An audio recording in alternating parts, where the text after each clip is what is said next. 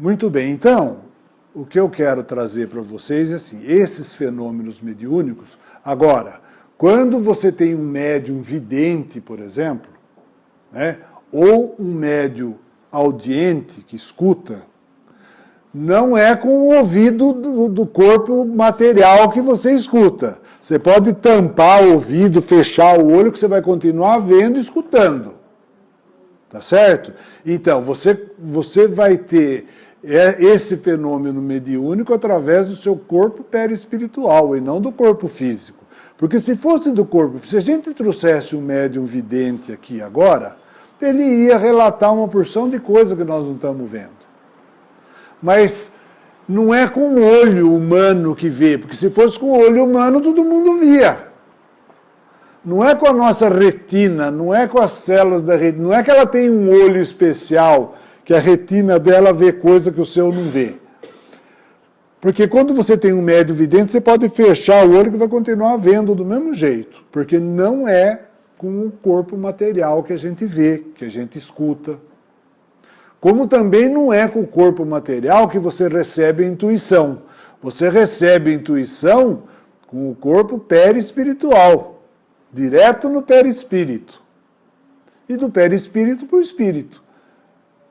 Então, na realidade, os nossos sentidos, por isso que diz assim, nós que somos espíritos, que com o corpo perispiritual a gente consegue enxergar de uma maneira diferente do que esse aqui, escutar, sentir, quando a gente está ocupando o corpo físico, é como se a gente tivesse entrado numa armadura, que eu posso só enxergar por aquele buraquinho da armadura, entendeu? E eu vou ter dificuldade para me locomover, por isso que ele diz que é uma prisão, o corpo físico é uma prisão para o espírito. Cada vez que a gente se emancipa, a gente fala emancipar, quando eu saio do corpo, quando o corpo está dormindo, a sensação de liberdade é muito grande, tanto é que quando o indivíduo tem consciência fora do corpo, às vezes ele não quer mais voltar. Mas ele tem que voltar. Enquanto você estiver aqui, você tem que voltar. Né? Existem relatos dessas experiências fora do corpo, que o indivíduo, aquele de quase morte, experiência de quase morte, que o indivíduo vai para o lado de lá, ele é recepcionado lá e fala para ele, pode voltar, você ainda vai voltar, não está na hora de você vir para cá.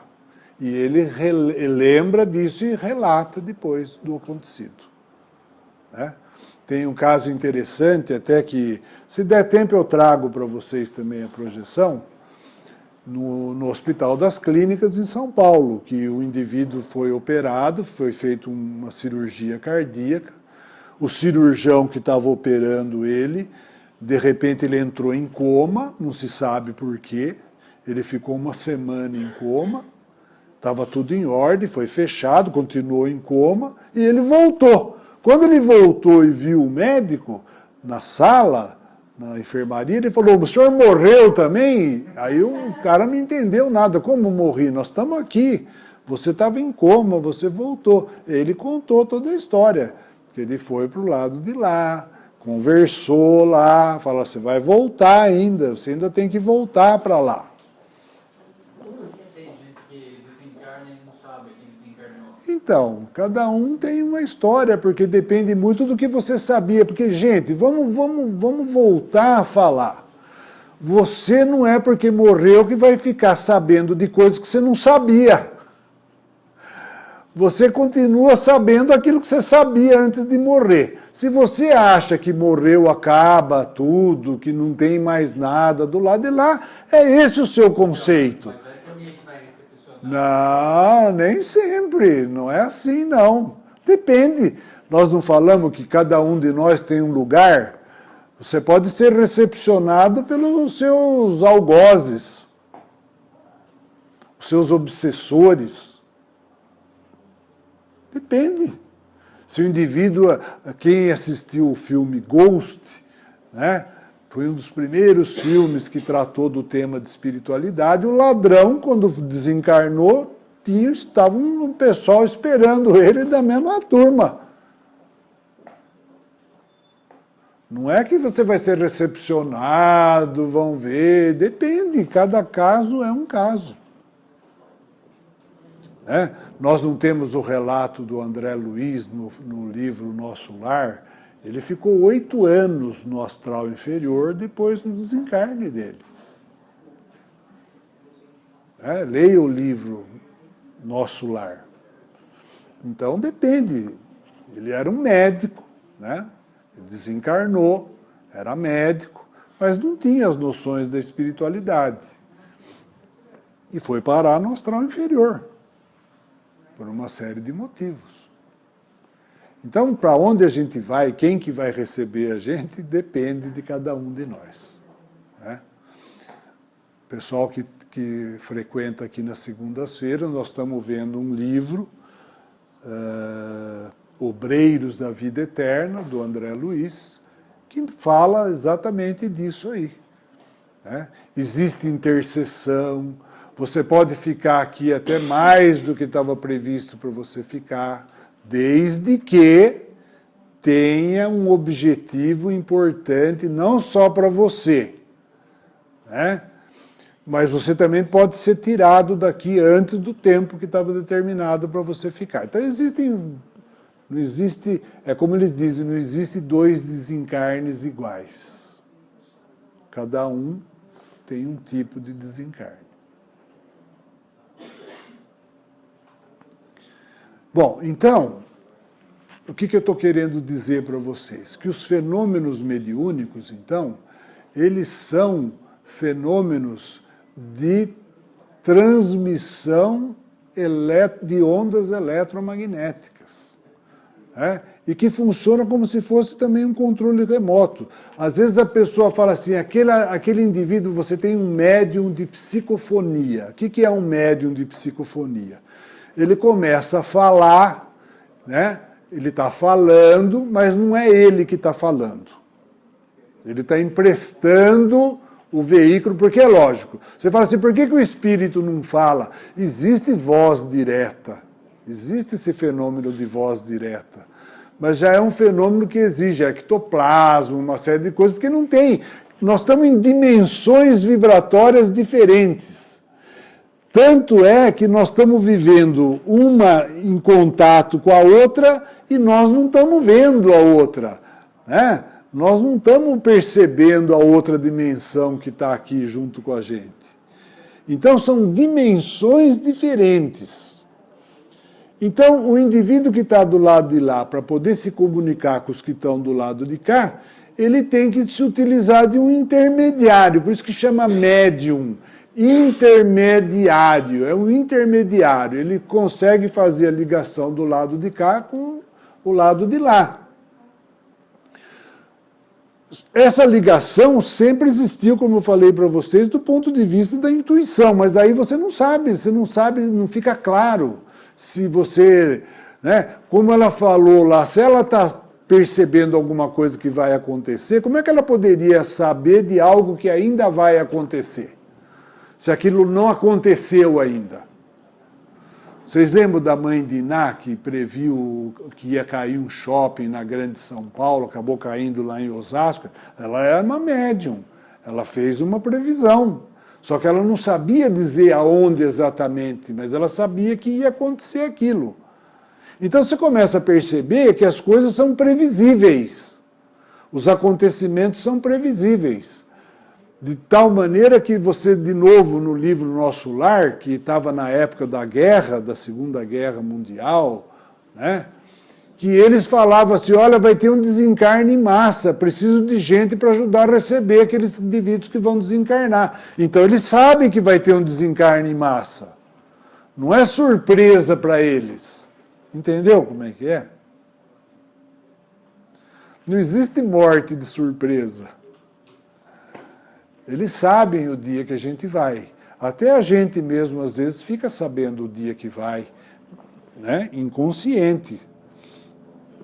Se vocês lembrarem do Ayrton Senna no dia da morte dele, ele estava, né, debruçado lá no carro. Tem uma imagem dele debruçado no carro no dia que ele morreu. Então, possivelmente ele tinha noção já inconscientemente de que aquele era o dia do desencarne dele. Que não tem acidente, não existe acidente, né? Muito bem, então, entendido isso daí, tem que ter um intermediário para fazer a ligação entre duas, né? Hoje a física quântica fala desses universos paralelos, são universos paralelos. Nós vivemos com universos paralelos, né? Então, estão imbricados, mas a gente não consegue, para nós é como se não existisse. Para um indivíduo do plano espiritual que está lá desencarnado, ele entra aqui pela parede, não existe parede para ele. Parede para nós, para ele não tem parede. Estão em outra frequência vibratória. Tá? Muito bem, então vamos mostrar um pouquinho aqui para vocês do que nós trouxemos. Então eu estava contando para vocês dos médiuns de psicofonia. Então o médium de psicofonia, ele pode vir aqui falar, fazer uma palestra, mas ele está emprestando o corpo dele para o outro poder falar. E que as pessoas chamam isso de incorporação. Então dá a impressão que o outro precisou entrar dentro dele para poder falar. E não é nada disso, não precisa entrar dentro de você para poder falar, né? Pode fazer isso à distância, porque é uma radiação eletromagnética. Eu vou tocar o seu cérebro, né, à distância, porque você permitiu que eu tocasse. E aí você vai falar, quer dizer, na verdade quem vai falar sou eu, você só vai emprestar o seu instrumento.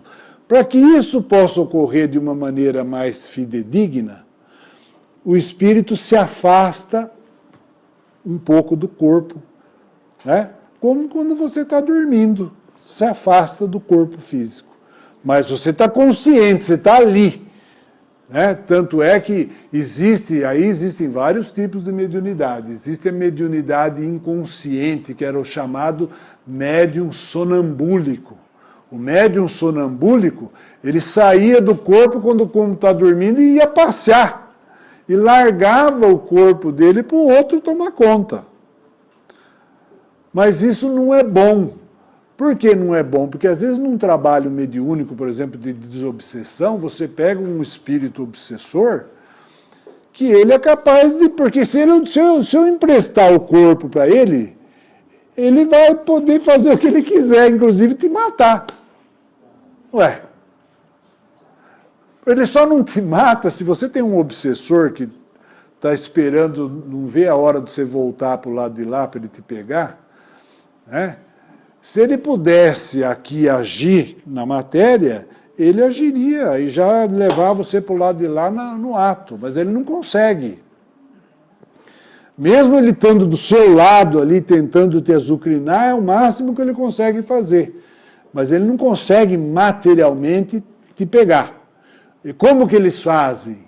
Quando um espírito obsessor está querendo que o seu obsediado volte para o lado de lá, porque lá você está corpo a corpo com ele, como aqui. Então o que ele pode fazer? Ele pode te intuir para você se suicidar, usar droga. E aí que vem então a questão da intuição, né, da influenciação espiritual. E tenta te influenciar, por quê? Porque ele conhece os seus pontos fracos. E é através de um ponto fraco nosso que o obsessor vai usar. As pessoas falam assim, porque tem aquela ideia, né? Como é que eu faço para fechar o corpo? Né?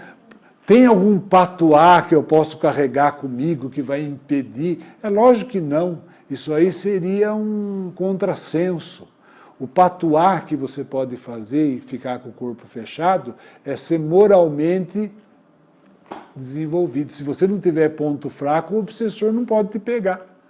O obsessor vai tentar fazer você beber, usar droga, se deprimir, se suicidar, roubar e ser pego, baseado no seu ponto fraco. Né? Se você não tiver ponto fraco, como é que ele vai te pegar? Essa é a única maneira de você ficar com o corpo fechado. É a sua moral elevada. E se você tem um obsessor, alguma coisa você fez para ele, né? Senão você não teria. Não é verdade? Então, às vezes, a gente não lembra. Hoje nós estamos aqui, cada um de nós, vestindo essa roupinha, né? Toma banho bonitinho, faz a barba, penteia o cabelo, mas você pode ter sido um tirano na outra encarnação. Né? Você pode ter tido escravos, judiado dos escravos. Mas tem coerência você ser uma pessoa muito má numa encarnação e na outra vir com uma personalidade tão diferente? Sim, por quê? Pelo processo que passou lá. Isso. Pelo tempo que você ficou lá e de aprendizado. Pode ser que não. Pode ser que você volte a mesma porcaria que saiu. Né? Vai depender do seu aproveitamento lá, como em tudo. Foi o caso do André Luiz. Foi o caso do André Luiz, exatamente. Né? Caso do André Luiz. Então imagine quando o André Luiz reencarnar, como agora o Emmanuel já está reencarnado, né, segundo as informações, ele reencarnou um pouco antes do Chico voltar. Ele deve estar com 16, 17 anos, numa cidade do interior de São Paulo, e vai se dedicar à educação. O Divaldo já falou que a Joana de Ângeles, assim que ele desencarnar, a Joana de Ângeles vem para cá. E aí ele vai trabalhar com ela encarnada, da mesma maneira como o Chico vai trabalhar com o Emmanuel. É muito interessante tudo isso, né? E faz sentido, né? Porque é um trabalho, gente. É uma continuidade de um trabalho. É um trabalho. Bom, então, na realidade, não existe incorporação nenhuma. Né? Acontece que em trabalhos de algumas filosofias, religiões, né, que trabalham mais com a mediunidade, a pessoa vê aquilo tudo lá e tal, e aí fica impressionado com aquilo. Né? Mas, na realidade, você vê em trabalhos mais controlados, né, de centros realmente de espiritismo, porque espiritismo só tem um, viu, gente? Não tem mais de um espiritismo. O espiritismo foi a doutrina codificada pelo Allan Kardec. Não tem dois espiritismos, espiritismo isso, espiritismo aquilo. Espiritismo só tem um.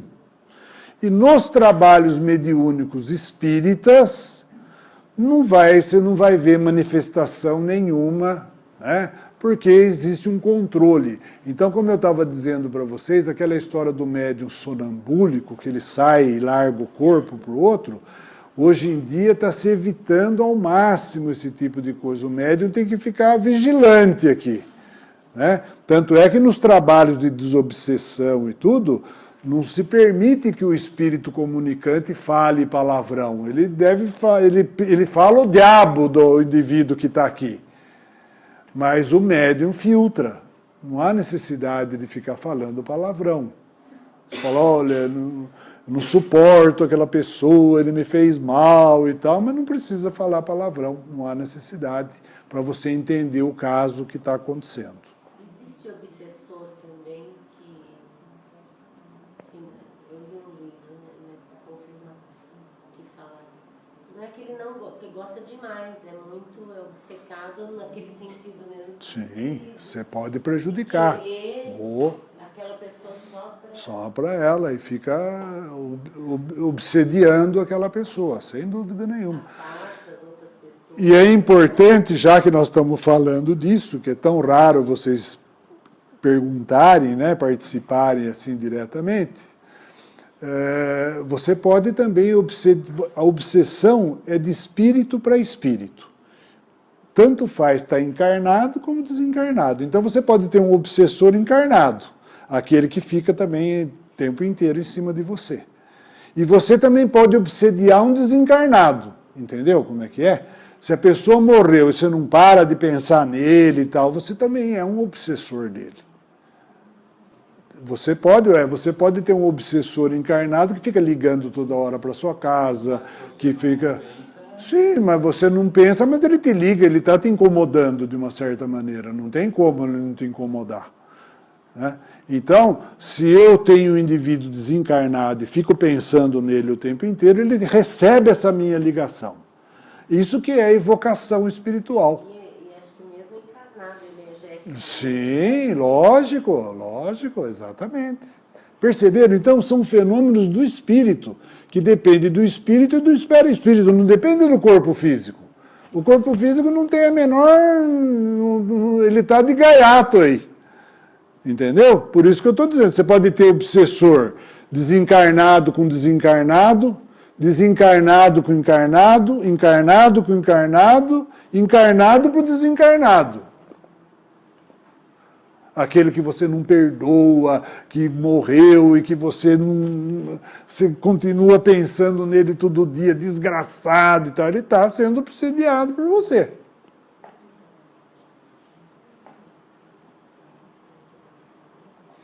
Então vamos dizer assim, genericamente a obsessão é a interação entre espíritos. Né? Que pode ser salutar, pode ser boa, não como obsessão, né? Essa interação, como pode ser doentia, como é o caso das obsessões. Principalmente as fascinações, né? O indivíduo pode ser fascinado por outro indivíduo, então fica na fascinação,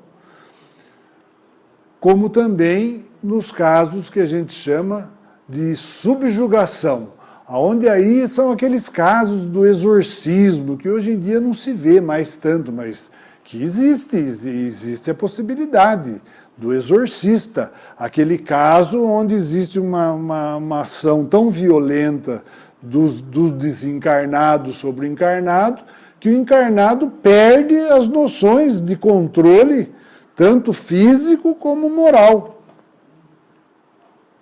São casos extremos. E diga-se também, de passagem, que hoje a Igreja Católica voltou a fazer cursos no Vaticano de desobsessores, né, de exorcistas. Eles chamam lá de exorcista. E eles chamam o espírito que está agindo dessa maneira como demônio, que na realidade não existe.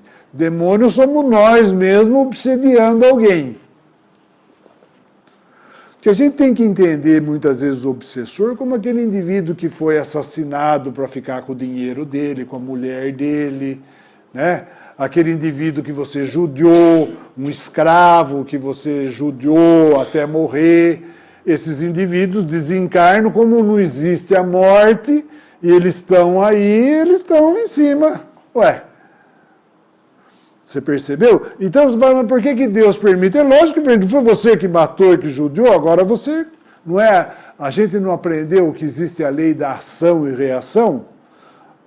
Você teve o livre-arbítrio para agir. Agora você arque com as consequências da sua ação. Se eu agrido alguém, eu vou ter que depois arcar com as consequências da minha agressão. Né? Eu posso bater nela, ela vai chamar alguém lá, bem maior que eu, vem aqui e bate em mim, ué. É ação e reação.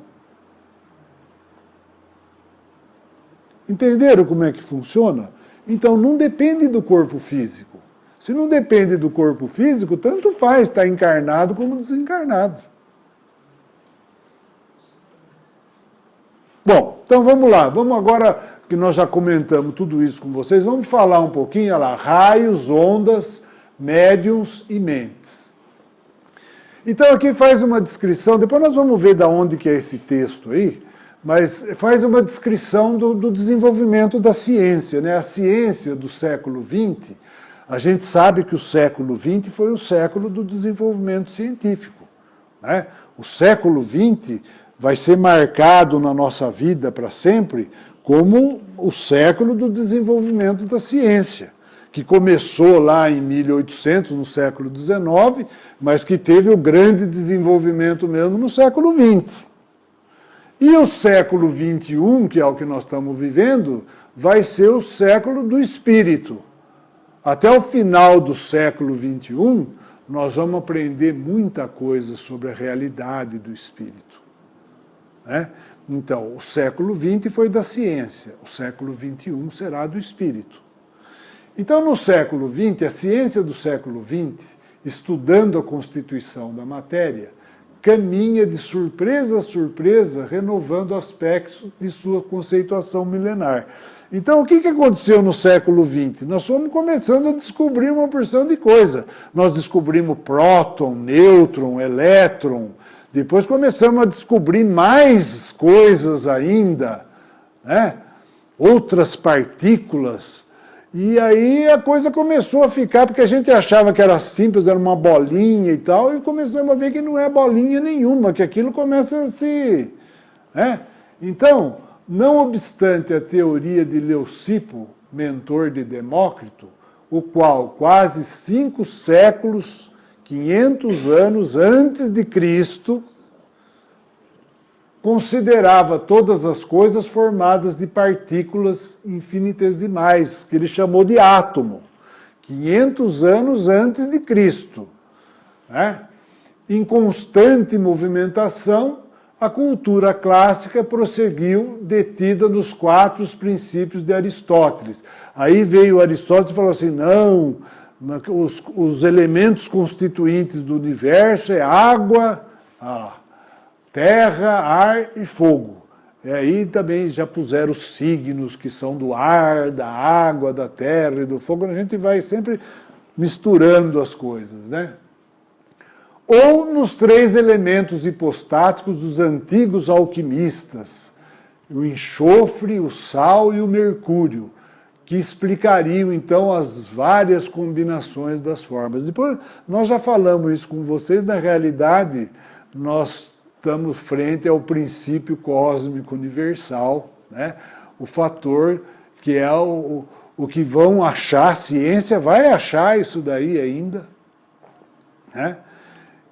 Que é a tal da substância escura que permeia todo o universo, da onde forma. Mas nós não vamos conseguir encontrar um ponto comum, porque esse ponto comum, segundo o livro A Grande Síntese, do Pietro Baldi, o infinito é tanto para cima como para baixo, né? Quando você pegar o elétron, você vai ver que o elétron é composto de outras coisas. Aí você vai pegar aquela outra coisa, é composta de outra coisa.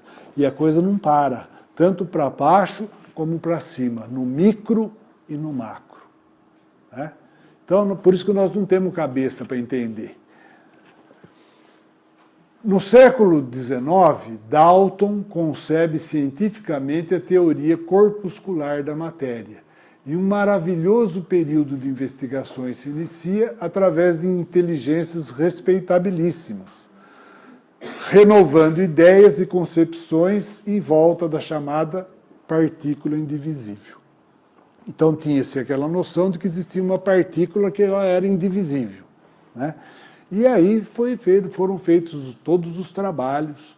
E a gente tem que entender que esses cientistas que vêm para cá e que, se utilizando também da intuição, recebem intuição do plano espiritual, e vão concebendo teorias para que a gente possa entender. Porque pode ser que isso tudo que a gente usou, próton, elétron e tal, seja ultrapassado lá na frente um dia, mas por enquanto ainda é a nossa salvação. Senão nem isso a gente ia entender. Então nós temos que perceber que as coisas são colocadas para nós de acordo com a nossa capacidade de entendimento. Não adianta botar uma coisa que não temos capacidade de entender. Então, você fala, mas esses indivíduos vieram e trouxeram uma coisa, sim, mas é assim mesmo, é a evolução. À medida que nós vamos evoluindo e ampliando a nossa possibilidade de compreensão, nós vamos tendo acesso a outras informações. Daí a questão dos vários universos, né? Das várias dimensões do universo. que agora nós estamos começando a ter condições de aceitar mais essa informação.